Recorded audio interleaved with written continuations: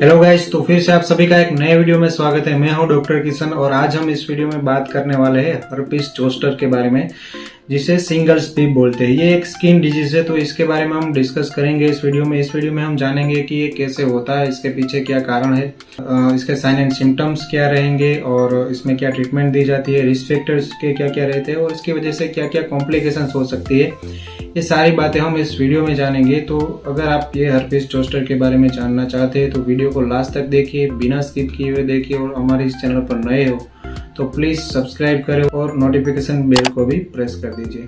तो ज़्यादा टाइम नहीं लेंगे और हम शुरू करते हैं कि हर्पीस जोस्टर। सबसे पहले हम जानते हैं कि ये क्या चीज़ है, कैसे होती है।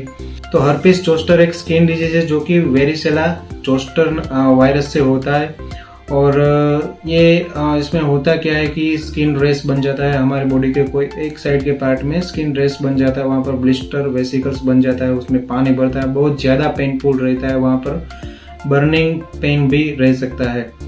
तो ये हर्पीस जोस्टर है। जनरली ये किन लोगों में देखा जाता है कि जिन लोगों की वीक इम्यूनिटी होती है, जो इम्यून सिस्टम होती है वीक होती है, ये किन लोगों को होता है। तो जिन लोगों को ऐसा बोल सकते हैं कि जिन लोगों को पहले चिकन पॉक्स हो चुका है, यानी कि जिसे हम छोटी माता बोलते हैं। तो जनरली होता क्या है कि जब चिकन पॉक्स किसी को होता है तो ठीक होने के बाद वहाँ पर जो उसके वायरस रह जाते हैं वो हमारी जो डोर्सल नर्व गैंग्लिया होती है, हमारे नर्वस सिस्टम में नर्व्स होती है, वहाँ पर जाकर छिप कर बैठ जाते हैं और वो लेटेंट फेज में आ जाते हैं और वहाँ पर सोए रहते हैं 2, 3, 5 साल तक।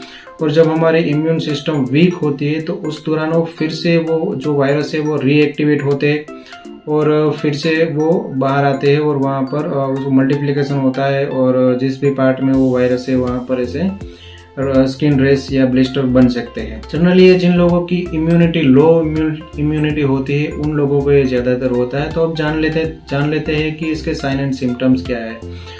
तो जनरली इसमें हमारे बॉडी में कोई एक पार्ट में, कोई एक साइड के पार्ट में स्किन रेस बनता है और वहाँ पर ब्लिस्टर और वेसिकल्स भी बन सकते हैं जिसमें फ्लूइड भरा हुआ रहता है और वो जो रेस बनता है वो बहुत ज़्यादा पेनफुल होता है, बहुत ज़्यादा दर्द होता है और बर्निंग सेंसेशन वहाँ पर होता है। साथ ही में वहाँ पर टिंगलिंग सेंसेशन, यानी कि झुनझुनी जैसा रहना या तो फिर वहाँ पर चींटियाँ काटती हो, ऐसा सेंसेशन भी हमें आ सकता है। और कुछ केसेस में ये इसके जनरल सिम्टम्स है और कुछ केसेस में फीवर भी रह सकता है, इसकी वजह से थकान रह सकती है, हेडेक यानी सिर दर्द रह सकता है और हमारे पेट में भी गड़बड़ी इसकी वजह से हो सकती है। तो ये हर्पीस जोस्टर के सिंगल्स के साइन एंड सिम्टम्स थे जो कि देखने को मिलते हैं और ज़्यादातर केसेस में ये अपने आप ही ठीक हो जाता है 2-4 हफ्ते में। लेकिन कुछ केस में हमें ट्रीटमेंट देनी पड़ती है और तकलीफ ज़्यादा ना बढ़े और उसके कॉम्प्लिकेशंस ना हो, इसके लिए ट्रीटमेंट लेनी पड़ती है और ज़्यादातर केसेस में ये 2-4 हफ्तों में अपने आप ही ठीक हो जाता है। तो ट्रीटमेंट की ओर बढ़े इसके पहले हम इसकी रिस्क फैक्टर देख लेते हैं और उसका डायग्नोसिस कैसे किया जाता है ये देख लेते हैं।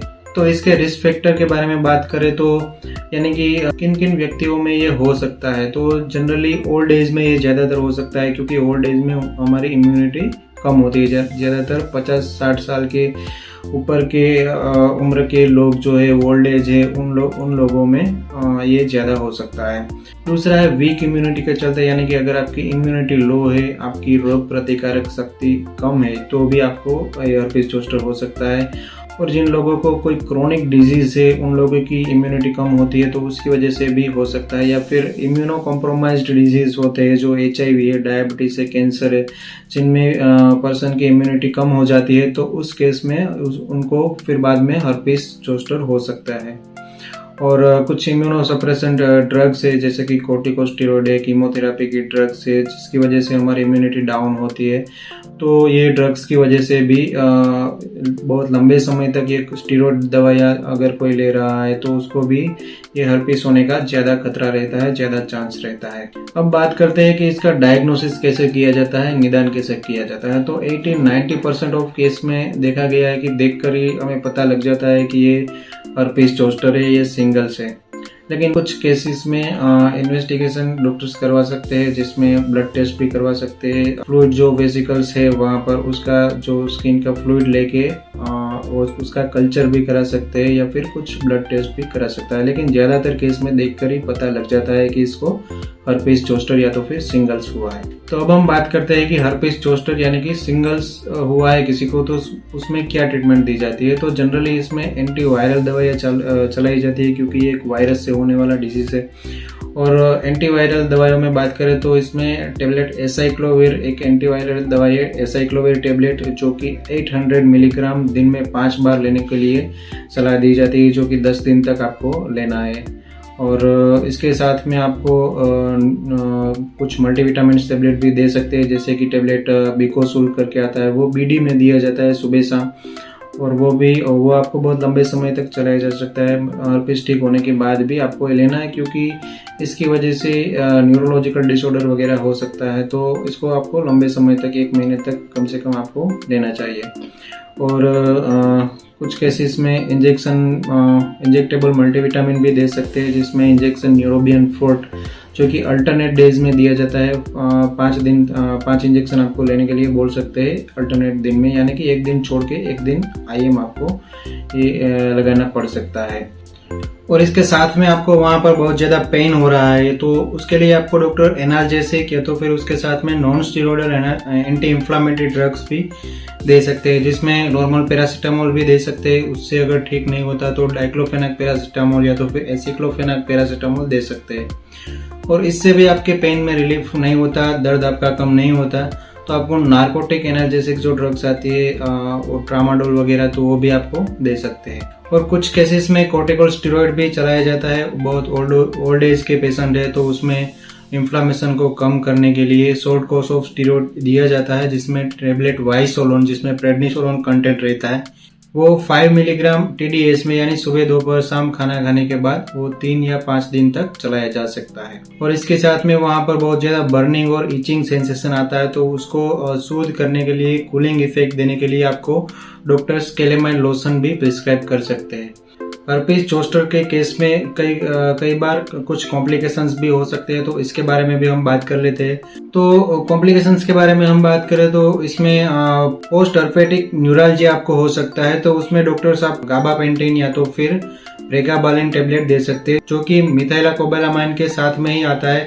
प्रेगाबालिन और मिथाइलाकोबैलामाइन वाली टेबलेट आती है, वो भी आपको डॉक्टर्स प्रिस्क्राइब कर सकते हैं।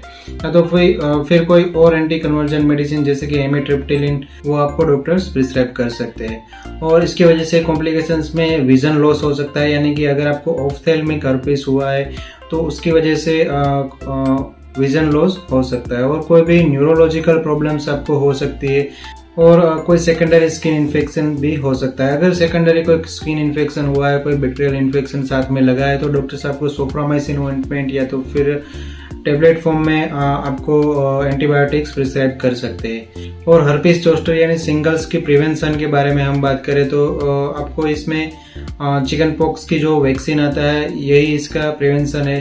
तो आपको चिकन पॉक्स की जो वैक्सीन आती है वो आपको लगवानी है। होप आपको वीडियो में कुछ अच्छी और इन्फॉर्मेटिव जानकारी जानने को मिली होगी।